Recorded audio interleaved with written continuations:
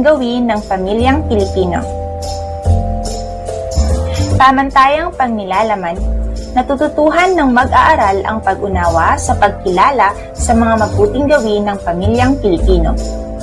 Pamantayan sa pagganap, na isasagawa ng mag-aaral ang sariling paraan ng mga mabuting gawin ng pamilyang Pilipino na nagpapakita ng pagiging masunurin. Kasanayang pampagkatuto, na ipakikita ang pagiging masunurin sa pamamagitan ng pagtalima sa mga mabuting gawin ng pamilyang Pilipino. Una, naiisa-isa ang mga mabuting gawin ng pamilyang Pilipino. Pangalawa, natutuklasan na ang mga mabuting gawin ng pamilyang Pilipino ay nakatutulong sa kaayusan ng pamilya. At pangatlo, na ipahahayag ang sariling paraan ng mga mabuting gawin ng pamilyang Pilipino. Halimbawa, paggamit ng magagalang na pananalita, magiliw na pakikitungo. Simulan na natin mga bata. Day 1. Natutukoy ang mga gawin ng pamilyang Pilipino at nakakikilala ang mga mabuting gawin ng pamilyang Pilipino. Ngayon ay pagmasdan ang larawan sa ibaba at sagutin ang tanong. Pamilyang Pilipino na sama-samang nagdarasal. Tanong, ano ang ginagawa ng pamilya sa larawan? Nagkanang idarasal. Nagdarasal. Una, ano ang ginagawa ng pamilya sa larawan? Pangalawa, paano kayo nagdarasal kasama ang inyong pamilya? Paano nagdarasal kasama ang pamilya? Nagdasal ng sabay-sabay.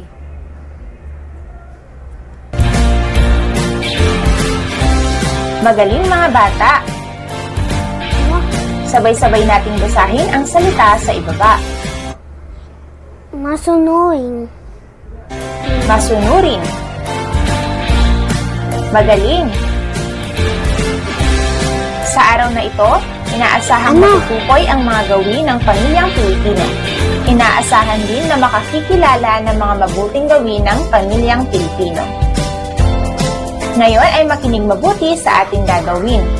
Una, ipapakita ko muli ang larawan sa inyong lahat. Ikalawa, itaas ang kamay sa pagsagot sa tanong. Ano ang ginagawa ng pamilya na nasa larawan? Ikatlo, hintayin tawagin at ibahagi ang sagot sa klase. Handa na ba kayo? Kung ganon ay simulan na natin.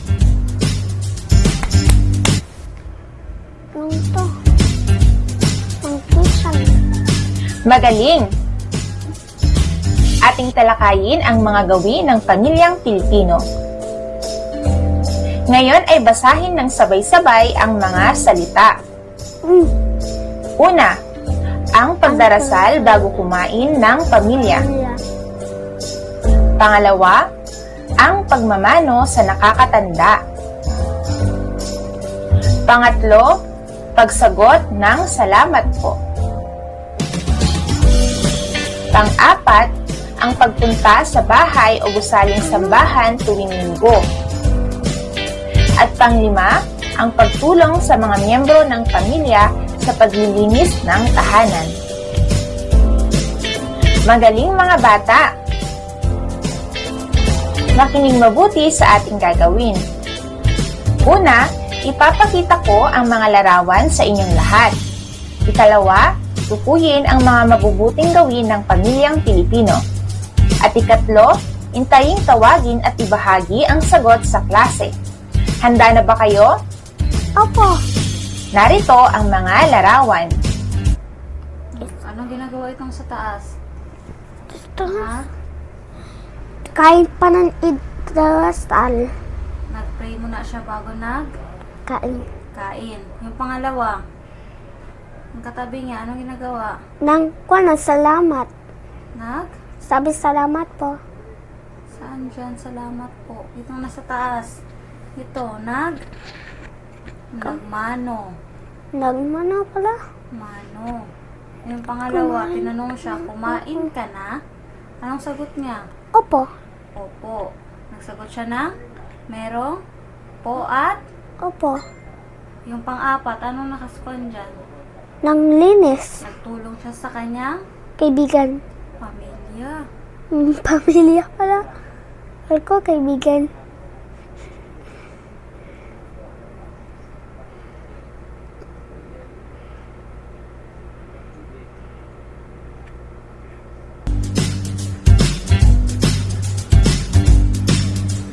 Magaling! Ngayon naman ay ipapakita ko muli ang mga larawan. Itaas ang kamay kung ito ay mabuting gawin ng pamilyang Pilipino. Ibaba kung hindi. Narito ulit ang mga larawan. Ayan, number 1.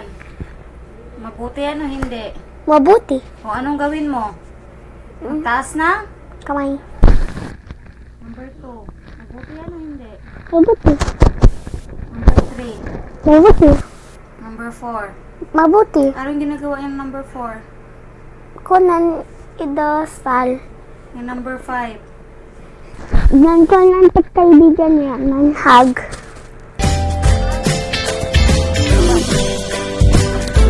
Yeah. Magaling mga bata!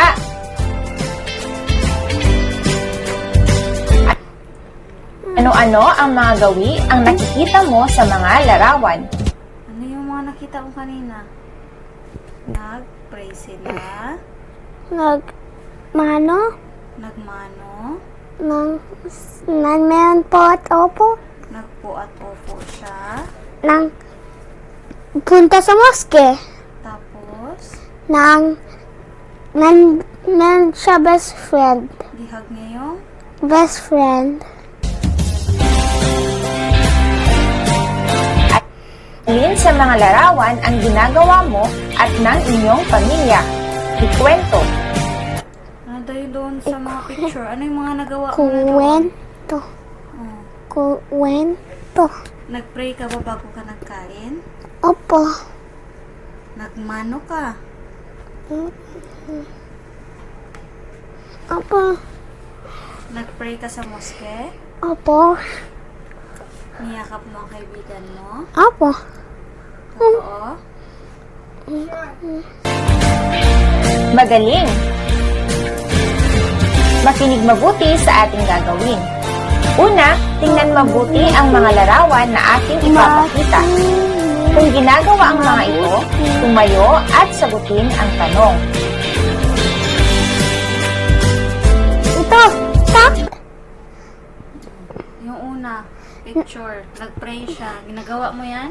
Opo. Yung pangalawang picture. Ginagawa mo yan?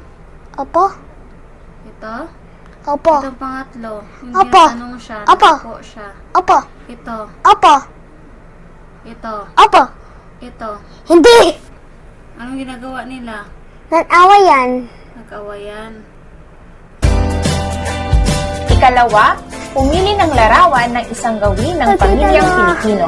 At ikatlo, hawakan at ipakita. Manatiling nakatayo sa harap ng klase. Handa na ba kayo? Hindi na ako mag-answer. Ngayon ay sagutin naman natin ang mga tanong.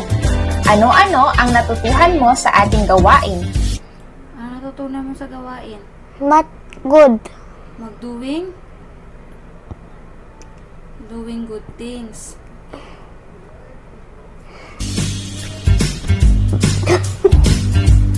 Bakit mahalagang matukoy ang mga gawin ng pamilyang Pilipino? Bakit kailangan yun matutunan mo? Para?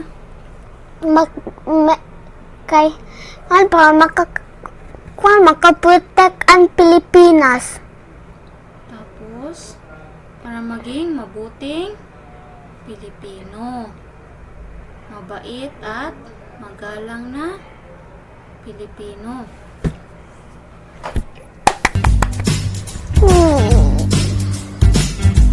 Magaling! Tandaan na ang pagiging masunurin ay pagtalima o pagsunod sa utos, patakaran o alituntunin. Narito ang mga halimbawa ng mga mabuting gawin ng pamilyang Pilipino.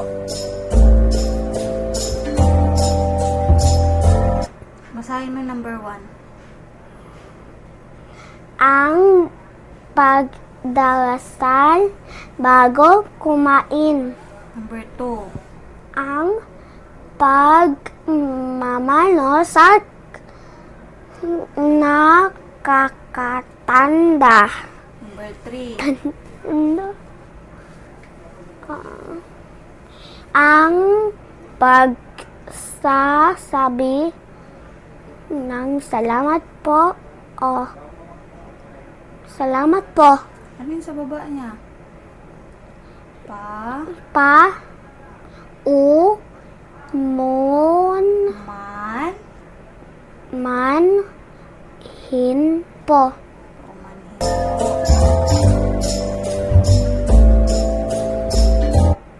Number 4. Ang pagpunta sa bahay o gusali dalanginan tuwing linggo. Number 5. Ang pagtulong sa mga miyembro ng pamilya sa mga gawing pantahanan.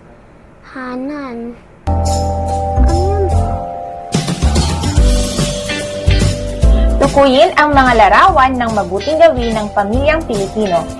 Isulat ang tamang letra ng larawan sa loob ng kahon.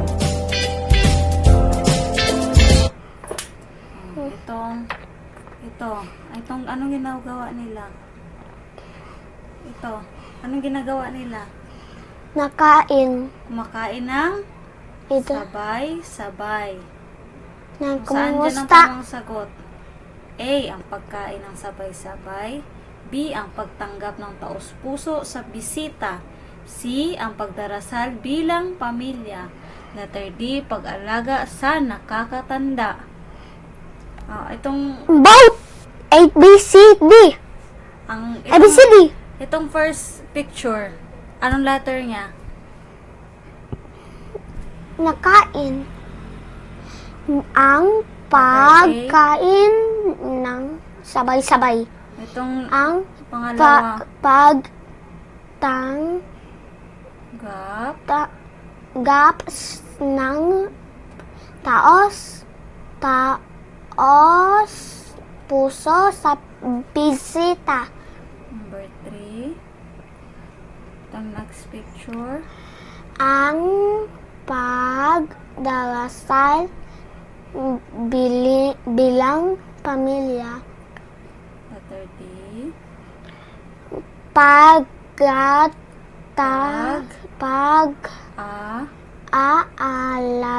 sa nakakatanda.